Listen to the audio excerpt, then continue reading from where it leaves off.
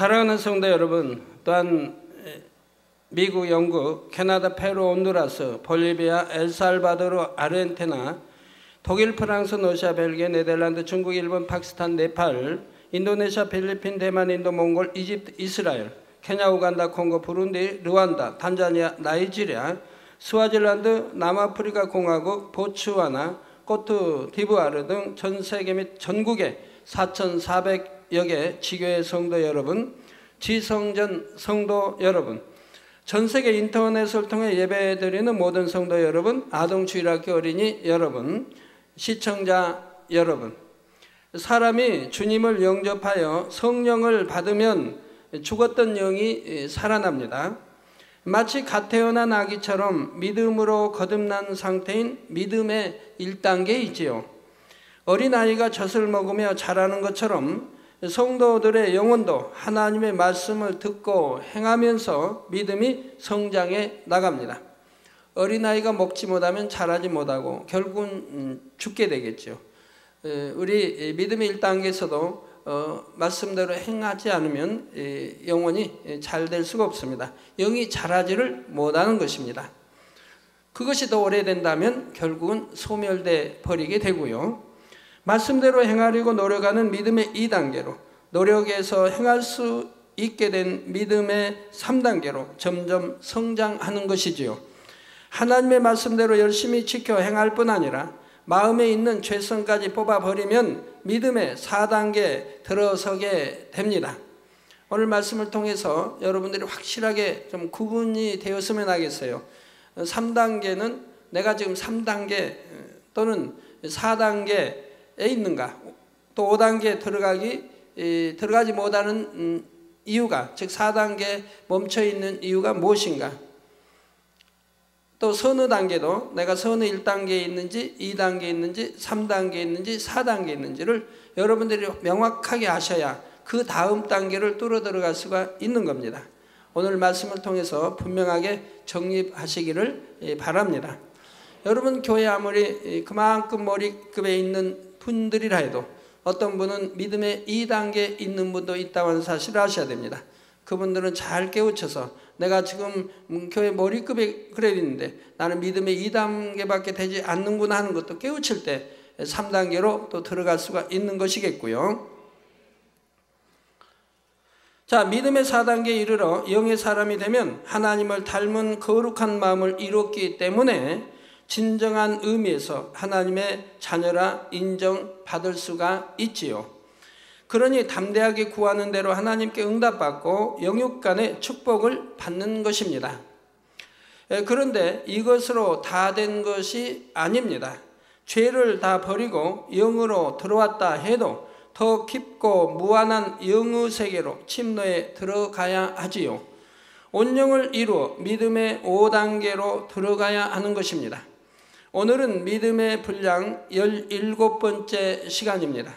오늘 또 증거되는 말씀을 통해 사랑하는 성도님들은 모두가 신속히 영으로 들어오며 또 많은 분들이 온영으로 들어오시기를 주님의 이름으로 축원합니다. 사랑하는 성도 여러분, 믿음의 4단계는 하나님을 지극히 사랑하는 단계요, 마음의 죄악까지 다 벗어버리고 영혼이 잘되어서 범사에 축복받는 단계라 했습니다. 이렇게 믿음의 4단계에 들어섰다는 말은 깨끗한 그릇이 준비되었다는 말과 같습니다. 깨끗한 마음의 그릇은 준비되었지만 그 안에 들어가야 할 영적인 내용물들이 아직 다 채워진 것은 아니지요. 그릇을 준비했다면 그 다음에는 무엇을 해야 할까요? 준비된 그릇 안에 영적인 내용물을 가득가득 채워 나가야 합니다. 좀 더 구체적으로 예를 들어 설명해 보겠습니다. 믿음의 4단계에 들어간 사람은 그 마음에 미움이라는 죄성은 없습니다. 미움을 버렸으니 사랑만 남게 되지요. 그런데 이때 얼마나 크고 얼마나 깊은 사랑을 이뤘는지, 그 사랑의 열매가 맺힌 정도는 믿음의 4단계 안에서도 다 다른 것입니다. 미움이 없는 깨끗한 그릇 안에 사랑을 더 많이 더 풍성하게 담을수록 더 온전한 영으로 변화되는 것입니다. 예전에 선의 단계를 넷으로 나누어서 설명한 적이 있는데 이것과 연관해서 믿음의 분량을 설명해 보지요.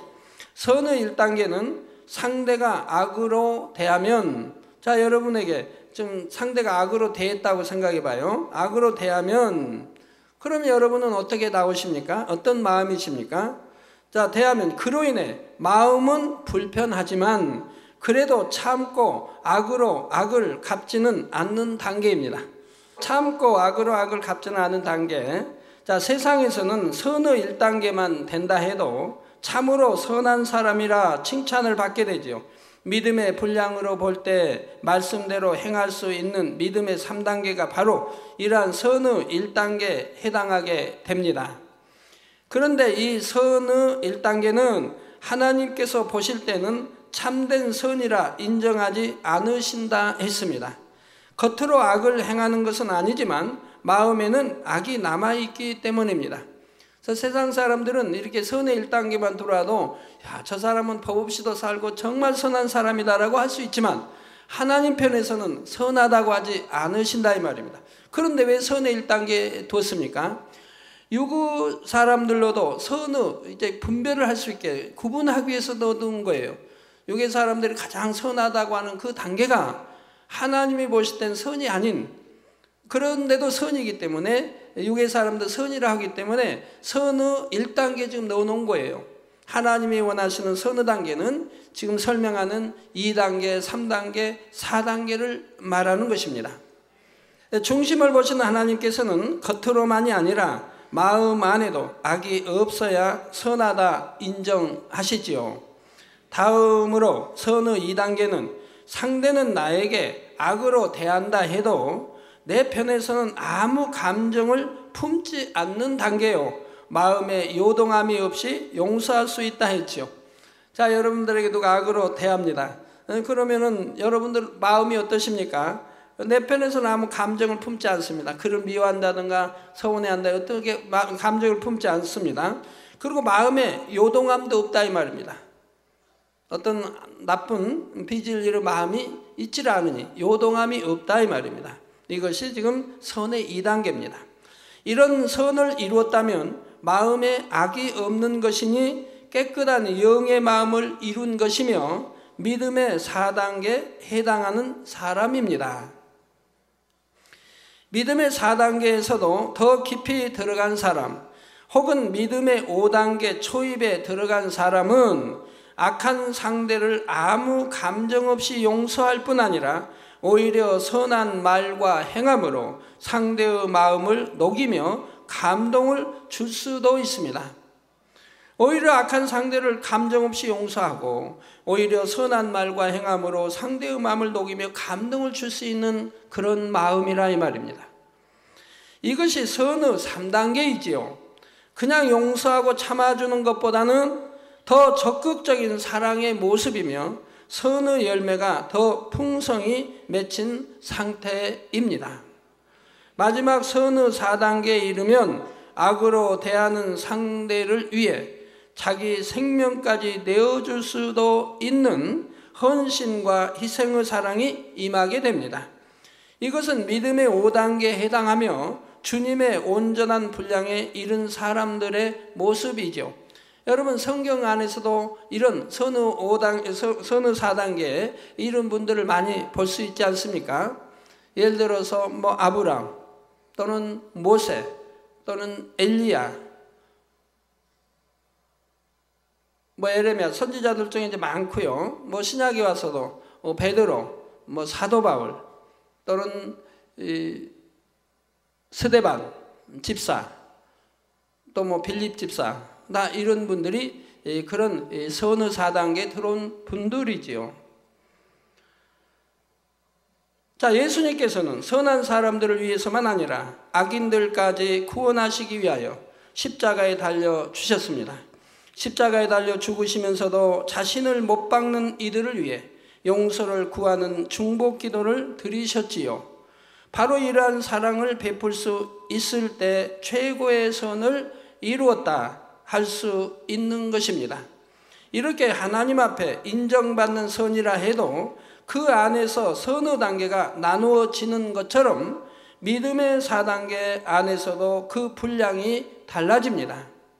얼마나 더 하나님을 닮았는지, 얼마나 영의 열매들이 아름답게 맺혔는지에 따라 믿음의 4단계 안에서 10% 또는 40% 혹은 80% 이렇게 차이가 나게 되지요. 그러므로 성령의 열매가 맺힌 정도를 통해서도 믿음의 분량을 가늠해 볼 수가 있습니다. 믿음의 3단계도 하나님의 말씀대로 행하면서 마음의 악을 버려가고 있는 단계이므로 악을 버린 만큼 성령의 9가지 열매가 맺혀간다고 말할 수는 있습니다. 곧 미움을 버리는 만큼 사랑의 열매를 맺어가는 것이고, 불화하고 다투는 마음을 버려가는 만큼 화평의 열매를 맺어가는 것이지요.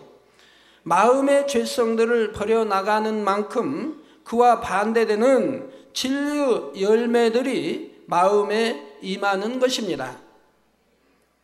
그러나 3단계에서는 아직 성령의 열매가 온전히 맺혔다는 개념이기보다는 단지 열매를 맺을 수 있는 기반이 잡힌 것과 같습니다.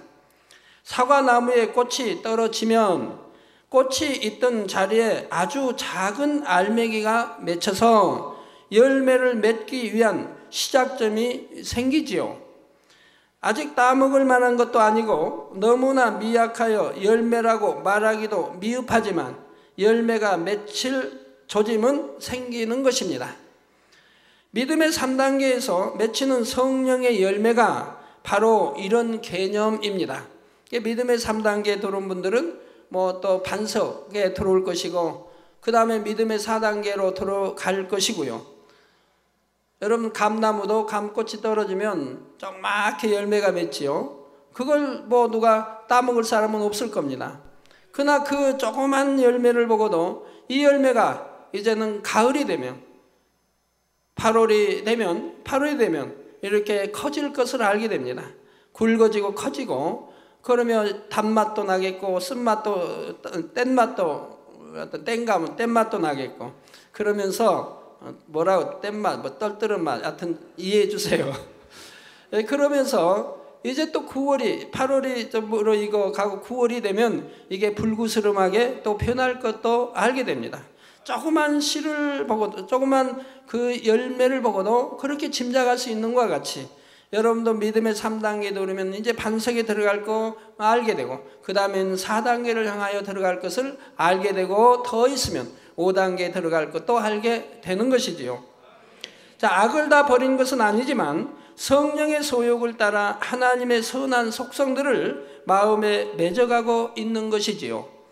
그러다가 마음의 죄성들을 다 벗어버리고 4단계에 들어서면 이제 성령의 열매들이 형태를 드러내기 시작합니다. 그러나 이때도 모든 열매들이 맺힌 것도 아니고 탐스럽게 완전히 익은 것이 아니지요. 온전히 결실한 열매가 100이라고 할 때 성령의 열매 중 어떤 열매는 50%, 어떤 것은 70%, 또 어떤 것은 90% 이렇게 채워지고 있는 중이라 말할 수가 있습니다.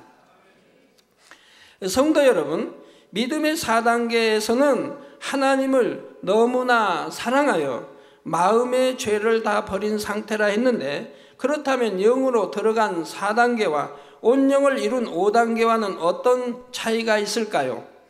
여러분, 하나님을 사랑합니다. 믿음의 3단계도 고백할 수가 있습니다. 하나님을 사랑합니다. 목자를 사랑합니다. 그러나 하나님을 지극히 사랑합니다는 다른 것이라 이 말입니다. 여러분, 중심이 너무 하나님을 사랑하면 하나님을 지극히 사랑하는 단계로 들어가게 되죠. 그래서 그냥 입술로 하나님을 사랑합니다 하는 믿음의 2단계도 있겠고, 정말 사랑하기 때문에 하나님을 사랑합니다 고백하는 믿음의 3단계도 있겠고, 하나님을 너무너무 지극히 마음 중심에서 사랑하여 하나님을 사랑합니다 하는 고백도 있습니다. 바로 이것은 하나님을 지극히 사랑하는 믿음의 4단계가 되는 것이라 이 말입니다. 여러분들이 믿음의 5단계로 들어보세요. 그때는 하나님 주님만 찾아도 눈물이 글썽이게 돼요. 눈에 눈물이 글썽이게 되는 것을 보게 됩니다. 왜? 너무 뜨겁게 사랑하기 때문에, 간절히 사랑하기 때문에 하나님 주님만 외쳐도 불러도 이런 눈물이 핑클하게 돌게 된다 이 말입니다. 그것은 하나님을 지극히 사랑하는 단계, 그 뛰어넘는 그 이상의 단계인 것이지요. 믿음의 4단계에서는 죄를 다 버렸다고는 하지만 아직 육의 흔적이라 할 만한 것이 남아 있습니다. 사람이 원죄를 가진 죄인으로 태어났고 죄악으로 변질된 세상에서 살아왔기 때문에 그로 인해 육의 사람으로서 살아왔던 흔적이 남아 있을 수 있는 것이지요. 이것까지 온전해져야 온영으로 들어가며 신의 성품에 참여할 수 있게 되는 것입니다. 마음의 영의 열매들이 온전히 채워질수록 영의 사람에게 남은 육의 흔적이라는 것들도 점점 희미하게 사라지게 됩니다. 이 육의 흔적이라는 것은 그 사람이 영으로 변화되기 이전에 갖고 있던 근본 성품이나 기질과도 많은 관련이 있습니다. 예를 들어 어떤 사람은 맺고 끊는 것이 확실하고 진실하며 의로운 성품이지만 반면에 사랑과 덕이 부족한 면이 있습니다. 어떤 사람은 베풀기 좋아하고 사랑은 풍성한 것 같은데 감정이 많거나 말과 행동이 거칠고 즉흥적으로 나와서 쉽게 상대에게 상처를 주는 경우가 있지요. 어떤 사람은 항상 자신의 할 바를 성실하게 지켜 행함으로 늘 인정받고 사랑받는 가운데 살아왔는데 그로 인해 자신도 모르게 깊은 본성 속에 교만이 자리 잡은 것을 볼 수가 있습니다. 이렇게 사람마다 특성을 갖고 있는데 마음의 죄를 버리고 4단계로 들어온 후에도 비록 악은 아니지만 전에 가지고 있던 이런 분야들이 육의 흔적과 같이 남아 있다는 것이지요. 바로 이런 분야들이 남아 있기 때문에 주님의 형상을 더 온전히 이루기 위해서는 연단을 계속 받아 나가는 것입니다. 빨리 깨우쳐서 그 교만을 이제 깨트려 버리고 이게 또 의와 틀을 벗어버리고 5단계로 들어가야 되는데 그리 깨우치지 못하면 깨우칠 때까지 연단을 받게 되는 것이라 이 말입니다. 하나님은 사랑이시기 때문에 어찌하든 연단해서라도 깨우쳐서 더 5단계로 또 온영으로 들어가기를 원하시고 더 좋은 천국에 들이시기를 원하시기 때문에 그렇게 하시는 것이라 이 말입니다. 그러면 이런 말씀을 들을 때 혹시 궁금증을 가시는 분이 있으신지요? 죄가 있으면 있고 없으면 없는 것이지 죄를 다 버렸는데도 육의 흔적이 남아있다니 이것이 무슨 말인가 하는 것입니다. 그러나 빨래를 해보신 분들은 비유적으로 이해하기 쉬울 것입니다. 예를 들어 묵은 때 찌든 때가 진하게 배어 있던 경우는 세탁을 하고 나서도 옷감 색깔이 원래대로 돌아오지 않는 경우가 있지요. 세제를 쓰고 잘 빨아서 때를 다 빼어냈는데도 처음과 같은 하얀색은 아니라는 사실입니다. 이럴 때는 깨끗하게 빨았기 때문에 더럽다고 할 수는 없지만 온전히 새 것과 같다고 할 수도 없지요. 비유를 하나 더 들어보지요. 공책 맨 앞장에 꾹꾹 눌러서 글씨를 쓰고 나서 그 글씨가 써진 맨 앞장을 뜯어내었다고 합시다. 그러면 뒷장에는 어떤 글씨가 써진 것이 아니기에 하얗게 깨끗한 면이 나오기는 하지만 앞장에 썼던 글씨의 모양대로 눌린 자국이 남는 경우가 있지요. 진하게 눌렀었다고 하면 그 뒷장에 아무런 흔적이 없어도 그래도 무슨 글씨인가 읽을 수 있을 정도도 되는 것을 볼 수가 있습니다. 마치 이런 것처럼 각 사람이 이 땅에 태어나서 인간 경작을 받기 위해 육의 세상에서 살아가면서 입력된 것들이 죄를 다 벗어버리고 성결된 후에도 흔적으로 남아서 영향을 끼치는 것이지요. 이런 것처럼 믿음의 4단계에 이르면 영은 영유돼 육의 흔적과 같은 것은 남아 있으며 여기서 더 나아가 진리의 열매를 온전히 맺어야 진정으로 하나님을 닮았다 할 수 있는 것입니다. 영의 사람과 온영의 사람의 차이를 이해하기 쉽도록 성경에서 한 예를 들어보겠습니다. 모세의 후계자 여호수아가 가나안 땅을 점령해 들어갈 때의 일입니다. 하나님께서는 가나안 땅을 점령할 때 근처에 이방 족속들이 다 진멸하라 하셨는데, 이방 족속들을 다 진멸하라 하셨는데, 어느 날 한 무리의 사신들이 여호수아를 찾아왔습니다. 그들은 자신들이 아주 먼 곳에 사는 족속이라 하면서 곰팡이 핀 떡과 낡은 의복 등을 보여주었지요. 그러면 오랜 세월이 지났다 하는 것을 지금 알 수가 있는 것 아니겠습니까? 먼 곳에서 출발하여 오랜 여행을 했기 때문에 처음에 가지고 출발한 떡도 곰팡이가 피었고 의복도 낡았다는 것입니다. 여호수아는 그 말만 믿고 그들과 화친을 약속했지요. 그런데 얼마 후 알고 보니 그들은 멀리서 온 족속이 아니라 아주 가까운 곳에 사는 기브온 족속이었습니다. 하나님께서 진멸하라 하신 대상에 속해 있는 민족이었던 것이지요. 여호수아가 결정하기 전에 여쭤보기만 했다면 하나님께서는 그들이 속이고 있음을 정확하게 알려주셨을 것입니다.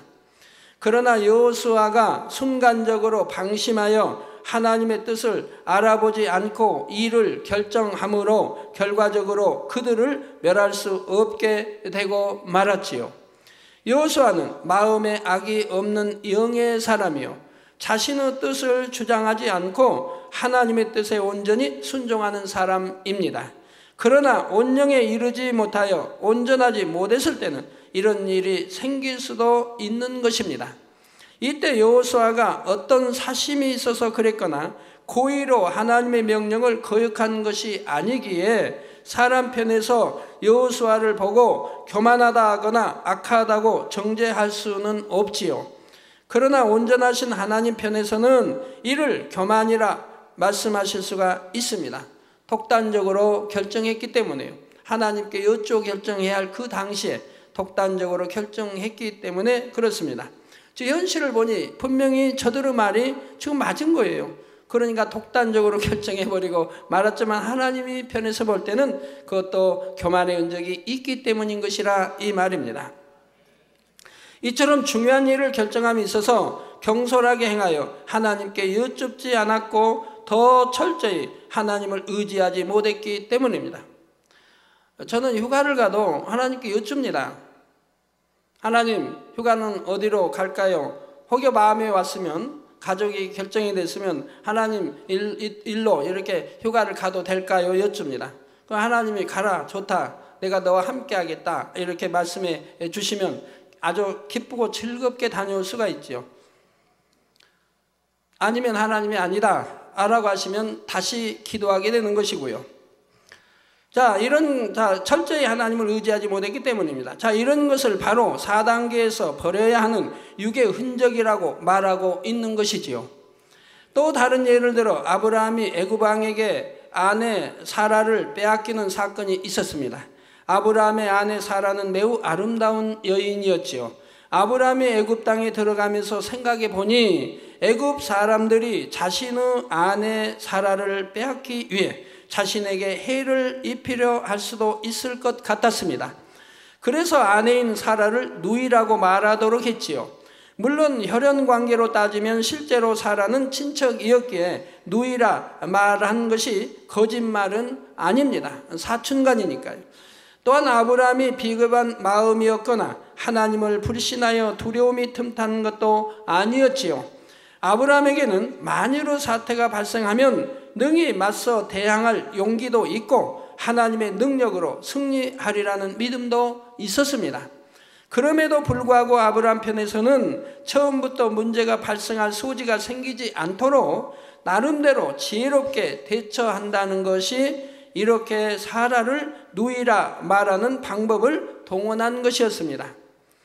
이는 비진리로 인한 육신의 생각은 아니지만 이 땅에서 경작받은 사람이므로 인하여 그러한 사람의 한계 속에서 나올 수 있는 인간적인 생각이었지요. 이런 것을 바로 육의 흔적이라 하는 것입니다. 아브라함이 온전하여 온영이었다면 이런 순간의 생각도 틈타지 않았을 것입니다. 이에 하나님께서는 아브라함으로 하여금 더 온전히 하나님을 의뢰하는 사람이 될 수 있도록 연단을 허락하십니다. 애굽의 바로가 사라를 자기 아내로 취하고자 데려가 버린 것이지요. 아브라함은 이미 사라를 누이라 말했으니 아내를 빼앗기면서도 말 한마디 못하고 그냥 속만 태우는 상황이 되었습니다. 오히려 잘해보자는 것이 오히려 지금 더 잘못되고 있는 것이라 이 말입니다. 사람의 생각을 동원했던 것이 오히려 더 잘못되어지고 있는 것이라 이 말입니다. 이 위기의 상황에서 하나님께서 역사하셔서 바로의 집에 재앙을 내리시고 아브라함은 극적으로 아내를 되찾게 되었지요. 아브라함은 그 이전에도 하나님을 신뢰하기는 했지만 이 사건을 통해 다시 한번 하나님의 전지전능하심을 절절하게 체험했던 것입니다. 그런다고 해서 시험이 그걸 끝나는 건 아닙니다. 왜? 또 하나님은 군대 가면 확인 사살이라고 했는데 또 한번 확인하는 절차를 거치게 되는 거예요. 한번 연단 시험으로 끝나는 게 또 한번 확인하는 절차를 거치는 또 시험이 오게 되는 걸 봐요. 그래서 하나님은 확실하게 역사를 해 나가시는 겁니다. 자, 물론 아브라함의 마음에 하나님을 불신했거나 범죄하여 시험을 당한 것이 아니었기에 결과적으로 피해를 입지는 않았지만 아내를 빼앗기고 마음 졸이는 잠시의 연단을 통해 하나님을 더 온전히 의지하고 신뢰할 수 있는 믿음을 가질 수 있었던 것입니다. 그리고 이렇게 마음을 졸이고 그렇게 기다린 것이 있기 때문에 하나님은 아울러 연단으로 끝난 게 아니라 축복까지 곁들여 주시더라 이 말입니다. 그래서 아브라함에게 많은 축복을, 그러니까 아내를 빼앗기고 되찾으면서 많은 축복을 받았지 않습니까? 재물과 종들과 많은 축복을 아울러 받았다 이 말입니다. 그래서 하나님이 연단하시고 시험하신 이러한 것들을 믿음으로 여러분 승리했을 때는 그 다음에는 반드시 축복이 와요. 시험이 크면 더 큰 축복이 오고 시험이 적으면 적은 만큼의 축복이 오는 것이라 이 말입니다. 우리 재단은 지금 이 자리에 오기까지 이제 하나님이 함께 하시고 여러분이 함께 하시면서 보셨습니다. 시험이 왔을 때마다 우린 믿음으로 통과했고 그리고 시험이 지나면 더 큰 축복으로 더 큰 부흥으로 여러분 영혼이 잘되게 하실 뿐만 아니라 더 큰 부흥과 축복으로 더 큰 권능으로 역사해 오셨던 것을 어느 누구도 참 의심할 수 없게 역사해 오셨던 것을 볼 수가 있습니다. 자, 실제적인 예를 한번 들어보지요. 어떤 분이 하나님의 일을 이룸에 있어서 아랫사람들이 담당한 일까지도 일일이 지시하고 간섭을 한다고 합시다. 그 일을 이루게 하시는 하나님의 뜻을 알고 그 일을 이루기 위한 방법을 잘 알기 때문에 담당자들에게 하나하나 지시를 하고 이후로도 잘 진행되는지 지켜보면서 간섭을 하지요. 이분은 자기 유익을 구하는 마음으로 그런 것도 아니고 상대를 힘들게 하려는 마음도 아닙니다. 오직 하나님의 뜻을 이루기 원하며 그래서 상대방도 축복받을 수 있기를 원하므로 좋은 길을 가르쳐 주려는 것이지요. 그런데 이것이 상대의 입장에서는 전혀 다르게 받아들여질 수가 있습니다. 순종할 마음이 없거나 능력이 되지 않으니 이분의 행동이 무거운 짐으로 느껴지는 것입니다. 자신에게 맡겨진 일인데 세세한 것까지 간섭을 받으니 불편한 마음이 들 수도 있는 것이고요. 이때 이렇게 행하는 윗사람의 모습은 어찌 보면 자기 의와 틀 속에 상대를 힘들게 하는 믿음의 3단계와 비슷하게 보일 수도 있습니다. 그러나 겉으로 보기에는 비슷하다 해도 하나님께서 보실 때 그 중심은 전혀 다릅니다.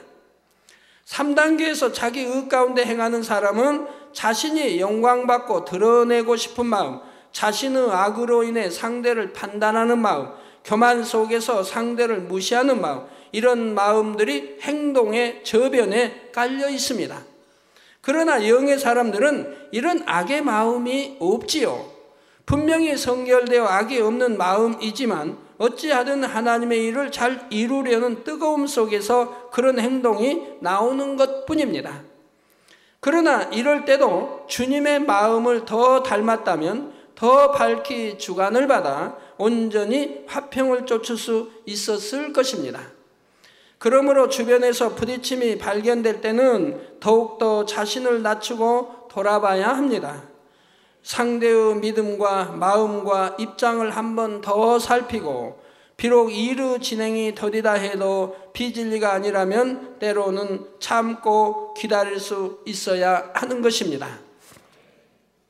나는 정말 선한 뜻으로 말하고 있는데 이것이 정말 하나님의 나라의 유익이 되는 길인데 저들이 악해서 내 말을 받지 못하는구나 하고 상대의 탓만 하고 안타까워 할 뿐이라면 자신에게도 더 이상 발전이 없습니다. 영으로 들어간 사람 중에서도 종종 4단계 초입에서 영의 정체 현상이 일어나는 경우가 바로 이런 이유로 인한 것입니다. 자기는 분명히 옳은 착한 마음, 선한 마음, 옳은 마음이라 이 말입니다. 그런 마음으로 행하기 때문에 자기를 발견할 수가 없다 이 말입니다. 자신은 영으로 들어갔고 악이 없으며 옳기 때문에 그러한 자신의 옳음만을 바라보고 더 깊은 선의 차원을 깨닫지 못하는 것이지요. 그러니 믿음의 4단계에 들어와서 악이 없다 해도 이런 것까지 온전케 이루기 위해서는 또다시 하나님께서 허락하시는 연단을 받아 나가게 되는 것입니다.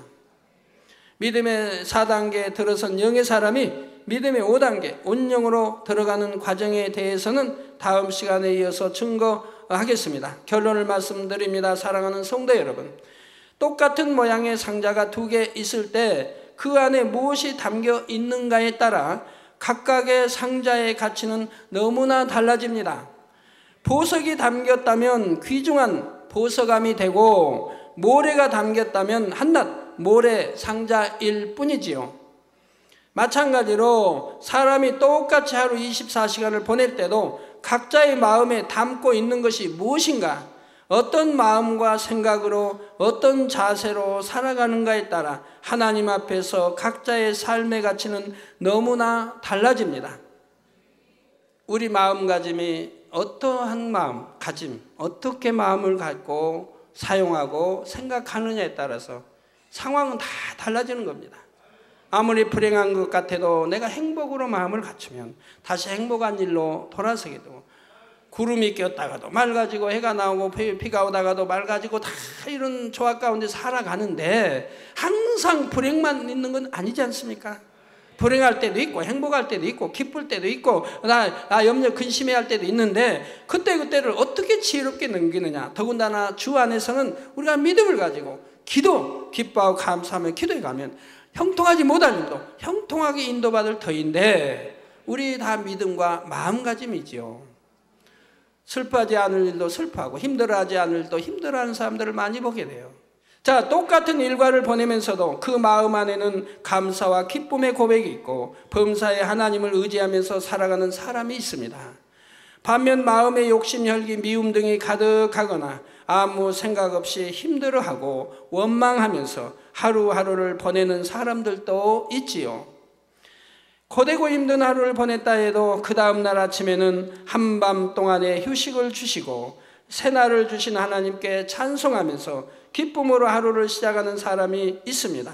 반면에 아침에 일어나면서 피곤하다, 더 자고 싶다 하는 지친 마음으로 하나님과 상관없는 육적인 삶을 시작하는 사람도 있습니다. 그러니까 자고 나서 시작이 어떤 사람은 영으로 시작하고 어떤 사람은 시작부터 육으로 시작하는 사람이 있다 이 말이에요. 그러면 하루가 어떻겠습니까? 뻔하지요. 육으로 시작하는 사람은 피곤함과 힘든 일들이 생길 것이고 영으로 시작하는 사람은 기쁘고 행복할 좋은 일들로 좋은 일들로 나타나갈 수 있지 않겠습니까? 왜 실컷 좋은 밤 잠을 자고 나서 왜 어떤 사람은 육으로 시작하고 어떤 사람은 영으로 시작하느냐 이 말이에요. 다 영으로 시작하시기를 부탁드립니다. 우리 참 교회에도 이제 성도님들이 그동안 소천한 가운데 3,000층도 들어간 분이 있고 2,000층도 1,000층도 낙원에 들어간 분도 있죠. 근데 이번에 어떤 분은 새 예루살렘에 들어갔죠. 세율사람이 들어갔는데 우리 여성도님들은 뭐 대부분 다 아시는 것이고 뭐 남성도님 머리 되신 분은 대부분 아시는 분이죠. 그럼 그 여인이 새 예루살렘에 들어갔을 때 과연 들어갈 수 있는 자격이 있었습니까? 여러분들도 그걸 보시고 나도 저렇게 되어지면 새 예루살렘에 들어갈 수 있구나 하는 것 표본이 될 수 있는 거죠.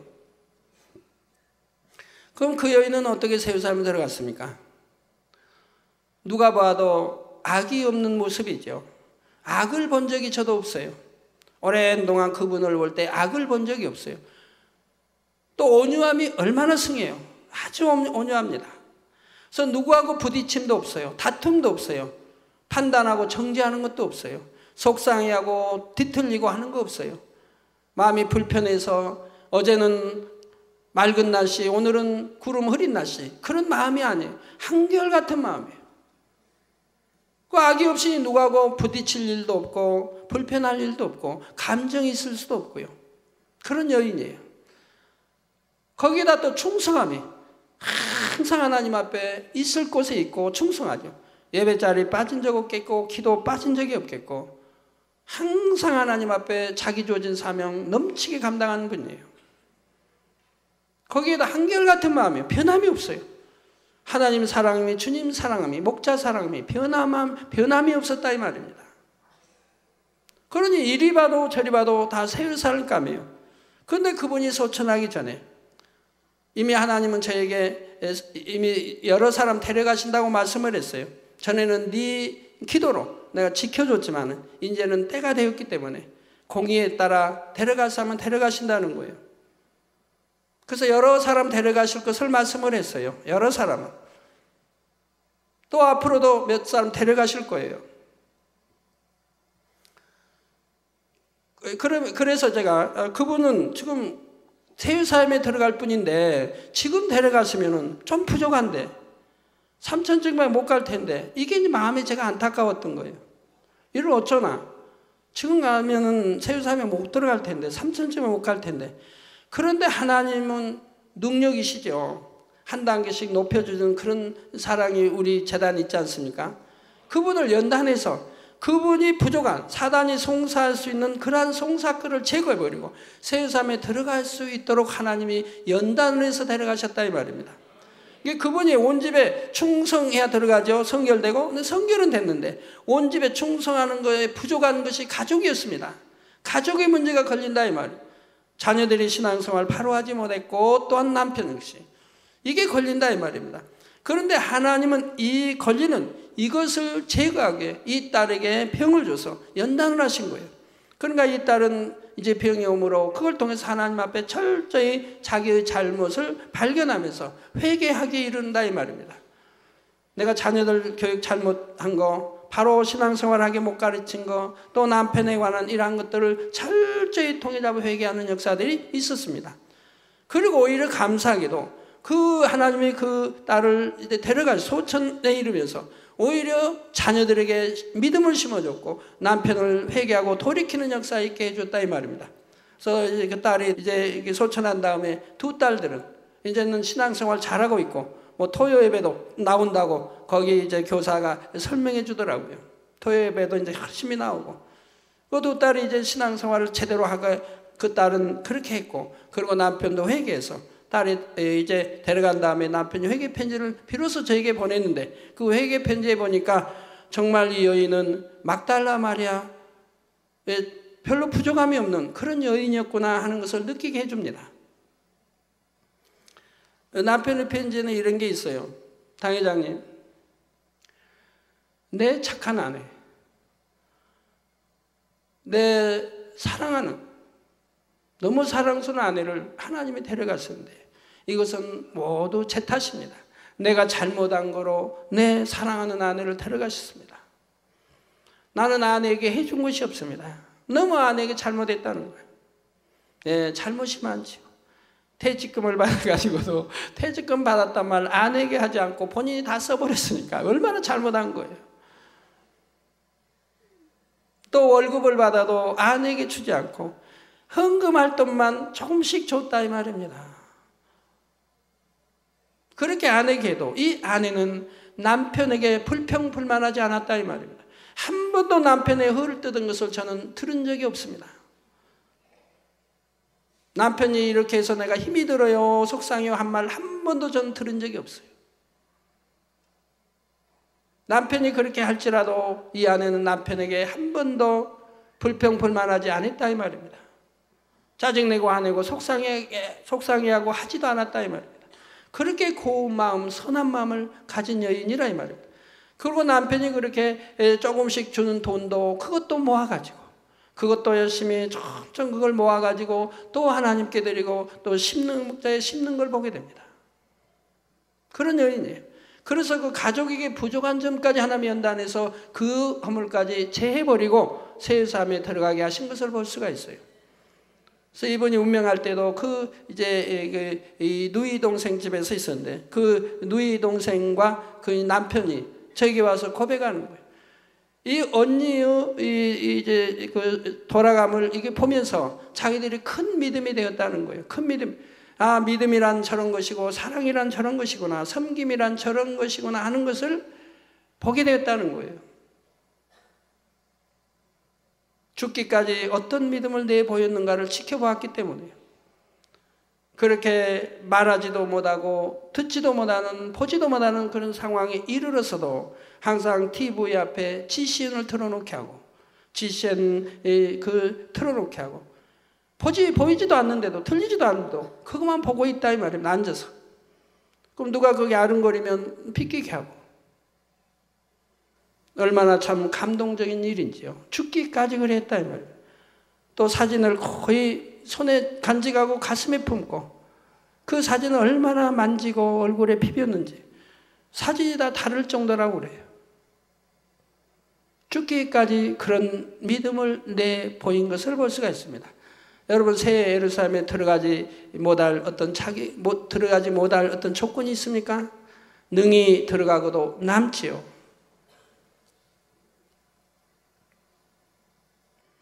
세상 직장에서 일을 해도 어찌하면 상대의 유익을 구하며 빛과 소금이 될까? 어찌하면 더 성실하게 섬기는 삶을 살아서 하나님께 영광을 돌릴까 하는 사람이 있는 반면에 대충 적당히 하려고 하는 사람도 있지요. 교회에 나와서 예배드리고 기도할 때도 정녕 하나님을 만나고 체험하기 원하며 간절한 마음으로 사모하는 사람이 있는가 하면 그냥 습관적으로 오는 사람도 있습니다. 또 습관적으로 예배드리는 사람도 있고요. 신령과 진정으로 한 말씀도 놓치지 않고 들으려고 하는 사람이 있는가 하면 습관적으로 그냥 예배드리고 또 말씀 나오면 내 생각과 안 맞으면 판단이 나고 청진하는 그런 사람도 있는 것을 보게 되죠. 그러나 대부분의 여러분들은 열심히 듣고 놓치지 않고 듣고 그리고 아멘 아멘 하는 분들이 대부분이고요. 여러분에게 설교 시간에 여러분 보시면 참 움직이지도 않고 눈동자는 단에 한 말씀이라도 놓치지 않고 들으려고 하는 이 예배 모습을 보면 자 얼마나 감동적인지요. 여러분이 더 큰 믿음을 갖고 영으로 들어간다는 것은 어떤 특별한 은혜의 기회를 통해서만 이루어지는 것이 아니지요. 일상생활의 순간순간에 여러분의 마음에 어떤 것으로 채우는가에 따라 신속히 영의 마음을 이룰 수도 있고 더디게 이룰 수도 있는 것입니다.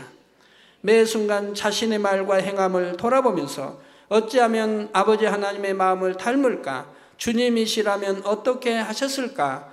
이렇게 진리를 사모하여 변화되어 나갈 때 온 영으로 아름답게 채워져 나가는 것이지요. 그러므로 사랑하는 성도님들은 마태복음 5장 48절에 하늘에 계신 너희 아버지의 온전하심과 같이 너희도 온전하라 하신 말씀처럼 매 순간 여러분의 삶 가운데 거룩함과 온전함을 이루시기 바랍니다. 우리가 이렇게 하나님이 온전하신 같이 우리도 온전해지면 바로 믿음의 5단계요 온영으로 들어간 것 아니겠습니까? 그래서 장차 여러분 모두가 온전하신 하나님의 자녀들로 거룩한 성 새 예루살렘 성 안에 거하실 수 있기를 주님의 이름으로 축원합니다.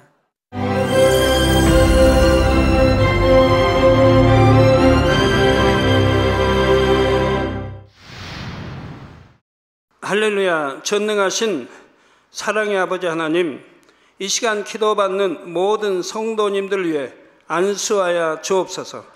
GCN 방송 시청자들이 인터넷과 화상을 통해 기도받는 지교회와 지성전 그리고 전 세계 하나님의 자녀들 위에도 시공간을 초월하여 역사하여 주시기를 원합니다. 믿어지는 믿음을 주시고 부정적인 생각과 의심의 세력을 물리쳐 주옵시며 모든 시험 환난도 물리쳐 주옵소서. 머리부터 발끝까지 오장육부 뼈 마디마디 온몸의 신경 조직 세포 등 아픈 곳마다 성령의 불로 태우시고 근본의 빛으로 역사하여 주옵소서. 예수 그리스도의 이름으로 명하노니 원수마귀 사단 모든 질병 균 연약함아 물러가라. 빛이여 임하라. 모든 불치 난치병도 성령의 불로 태워 깨끗게 하여 주옵소서. 말라리아를 비롯한 모든 풍토병도 물리쳐 주옵소서. 감기, 기침, 열, 몸살, 독감 등 각종 유행성 질병도 다 물러가라. 어떠한 유행성 질병 균도 틈타지 않게 지켜 주옵소서.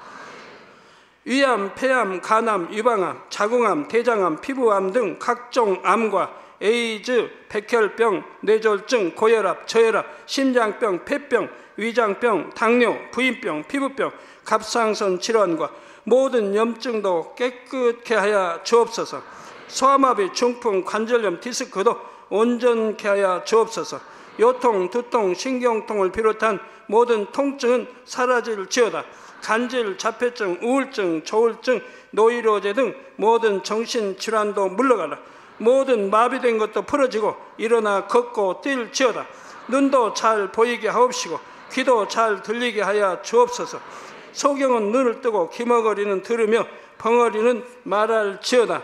각종 사고, 후유증도 깨끗게 하시고 부러진 뼈도 붙여 주옵소서. 화상 입은 것도 온전케 하옵시고 화기암 물러가라. 열도 물러가라.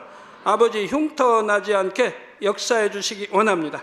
마약을 비롯하여 각종 약물과 독극물 중독도 깨끗함을 입을지어다. 죽은 신경과 세포가 살아나며 죽은 자도 살아나게 하여 주옵소서. 잉태의 축복도 주시기를 원합니다. 잉태의 축복을 받으라. 예수 그리스도의 이름으로 명하노니 원수마귀 사단아 하늘 공중 곳에 잡은 악의 영들아 물러가라. 그의 사자들도 물러갈지니라. 이 땅의 악한 영, 더러운 영, 거짓되고 간사한 영, 의간질하고 미혹하는 모든 어둠들은 물러가라. 모든 흉악의 결박을 풀고 어둠아 물러가라. 빛이여 임하라. 아버지 하나님 부르짖어 기도할 수 있는 능력을 주시고 죄를 버리고 성결될 수 있는 능력을 주옵소서. 영원히 잘됨같이 범사에 잘되게 하시고 가정의 복음화도 이루어 주시기를 원합니다. 한 주간도 모든 사고와 재앙으로부터 지켜주시고 불통이 없는 형통한 삶을 살 수 있도록 축복해 주옵소서. 성령의 불담으로 천군 천사와 주님의 불꽃 같은 눈동자로 모든 하나님의 자녀들과 가정, 일도, 사업들을 지켜주시기를 원합니다. 학생들에게 지혜와 명철을 더하시고 공부할 수 있는 뜨거운 마음과 열정도 더하여 주옵소서. 마음과 생각을 세상에 빼앗기지 않도록 지키시고 하나님을 뜨겁게 사랑하는 학생들로 축복하여 주옵소서. 하나님의 자녀들이 먹으나 마시나 입으나 무엇을 하든지 하나님 앞에 영광 돌리는 삶이 되게 축복하여 주시기를 원합니다. 나는 하나님을 만났노라, 체험했노라, 응답 받았노라, 축복 받았노라 간증하는 입술이 되게 역사하여 주옵소서. 아버지 하나님 감사합니다. 홀로 영광 받으옵소서. 우리 주 예수 그리스도의 이름으로 기도하옵나이다. 아멘.